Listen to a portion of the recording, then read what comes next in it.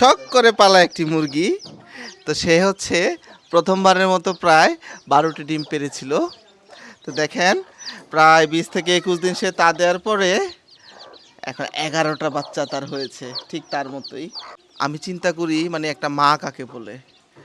সে প্রায় 20-22 দিনের মতো তা দিয়েছে এবং বাসা থেকে বের হইতে চায় না। আর ফলাফলটা কি জানেন?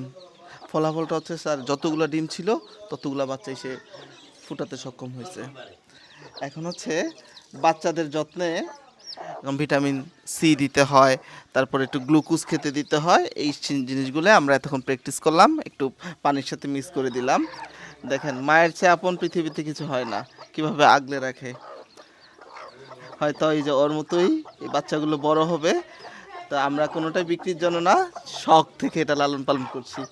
এবং দেশি মুরগি আসলে তো বাজারে যে পরিমাণে কালার বার্ড ভেজাল মুরগি, তারপর সোনালী মুরগি বলে বিক্রি করে আরেক মুরগি।